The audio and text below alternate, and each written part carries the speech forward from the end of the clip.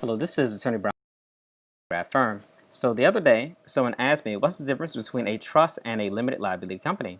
And at first, I thought it was a really easy question. And if you simplify things to a simple black and white answer, then that answer would be that trusts are generally used for some combination of estate planning and asset protection and privacy purposes, whereas limited liability companies are generally used as a vehicle to conduct business to limit liability.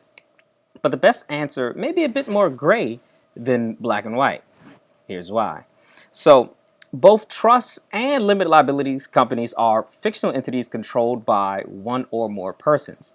That said, ultimately, LLCs are governed by, both LLCs and trusts are governed by contracts.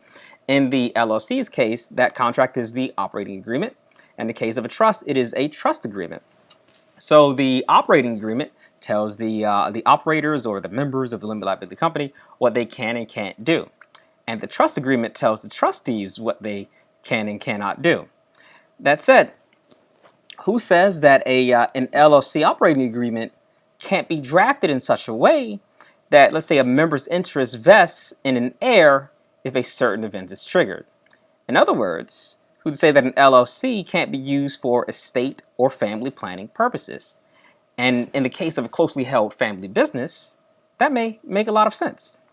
In a similar manner, who says that a trust agreement can't instruct the trustee on how to run a business? So I guess the point that I'm trying to make is that LLCs and trusts don't necessarily need to be thought of in such a black and white manner, that LLCs are used for business and trusts are used for estate planning, period. They can be used in such a way where they can emulate the features of one another. Or perhaps maybe they can be used in conjunction with one another. So imagine a family trust being used to run a family business in which the family members are the beneficiaries of the trust. Or I'll probably do something like that with the Pendergraft firm one day. Pendergraft firm, family business, man, little Pendergrafts running around. One day. Anyways, now they can't do everything that the other can do. For example, trusts don't have to be registered in most states, whereas limited liability companies do. So there's a certain features may not be able to be emulated. But that's pretty much it. So those are my thoughts on the difference between a trust and a limited liability company. So we can keep things simple, black and white, where trusts are used for family planning and limited liability companies are used for running businesses. Or perhaps maybe we can make things a little gray and start borrowing features and maybe even using them in conjunction with one another to create the ultimate family planning and asset protection and business tool.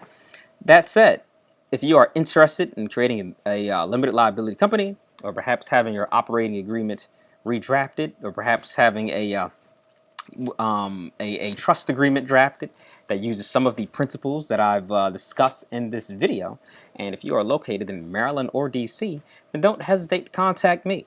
You can visit my website at www.tpf.legal. My link is in the description. Peace.